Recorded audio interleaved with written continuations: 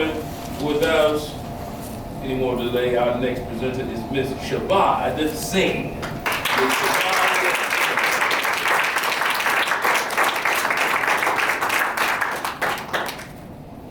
Madam President, ladies and gentlemen, while I esteem it an honor to stand on this New England women's suffrage platform, I do not feel that I have the right to the prominence you've been pleased to give me in our proceedings by calling upon me at this time. It is perhaps about time that I should decline to be a speaker on occasions like the present. Having survived the anti-slavery movement and lived to rejoice in the victory over slavery, and being no longer as young as I once was, I am a little too late for the efficiency and prominence in the great cause you have in hand. My special mission in the world, if I ever had any, was the emancipation and enfranchisement of the Negro. Your mission is the emancipation and enfranchisement of women. Mine was a great cause. Yours is a much greater, since it comprehends the elevation and liberation of one half of the whole human family. Happily, however, I have two good reasons for coming upon this platform tonight. The first is, I come to you from a place largely paraded with the women's suffrage sentiment, and in so much sympathy with it, that it is hard to stay silent or to speak for its favor. In the second place, outside of its barracks, the New England Women's Suffrage Association is comprised of a noble woman who dares speak up for the freedom of the slave, at a time which requires far more courage to do so than it is at the women's suffrage cause at this day. We old abolitionists never allowed ourselves to be dismayed by repulses, however grievous. Those who engage in this cause are of a self-same material. In some respects, this women's suffrage movement is but a continuation of the old anti-slavery movement.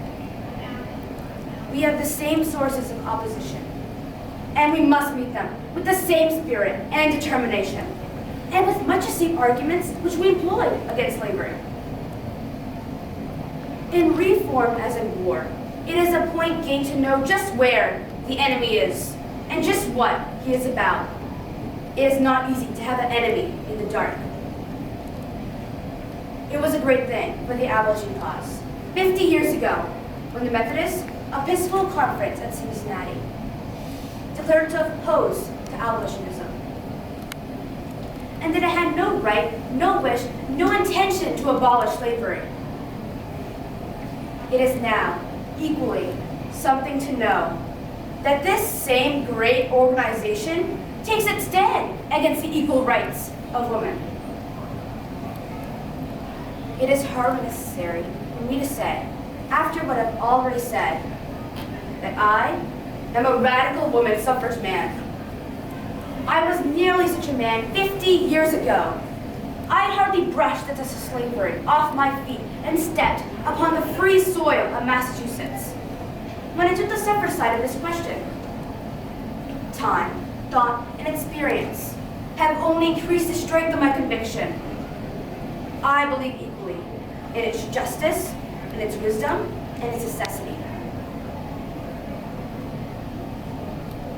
The only answer that nature is alleged to give here, in opposition to women, is one which no just and generous man can or should accept for a basis of moral and intellectual conclusion.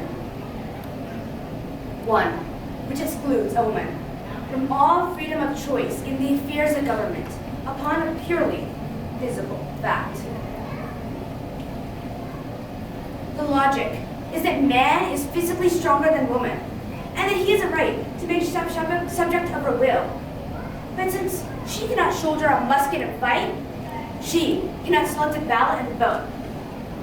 But though she may have the ability to think, she cannot express her thought and give effect to her thought by her vote. There is no getting away here from this essence of this anti-woman suffrage doctrine, is that might makes right. They deny rights, but it may influence. She may not right herself, they say, but she may influence the man who does vote. And it is precisely why this constitutes the vice of this relation, for it admits influence and excludes a sense of responsibility. sense of responsibility is an essential element in all our useful exertions and relations. We need it. Woman needs it. Not less than man, to bring out the best results of her conduct.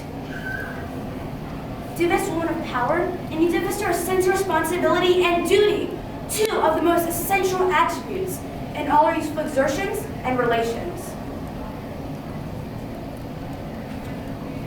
The generation that has come on the state since the war can hardly now realize, in view of the fundamental principles of the American government, that slavery ever existed here, that the pulpit and the press, the church and the state ever defended it.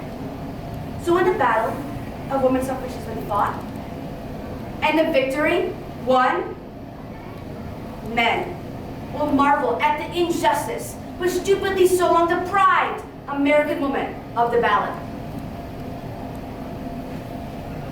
Let me say in conclusion, if human nature is totally depraved, if men and women are incapable of thinking or doing anything but evil, and that continually, if the character of his government will inevitably be the expression of this universe, and in its depravity, then the less men and women have to do with the government, the better. We should abandon our Republican government, cease to elect men to the office, and place ourselves squarely under those who govern by divine right. But if, on the contrary, human nature is more virtuous than vicious, as I believe it is, if governments are equally virtuous with men, if the sense and the sum of human goodness in men and women combined is greater than either alone and separate, then the government that excludes women from all of its participation in its creation, administration, and perpetuation aims itself, deprives itself of one half of all of its bestest and wisest for its usefulness, success, and perfection. Thank you.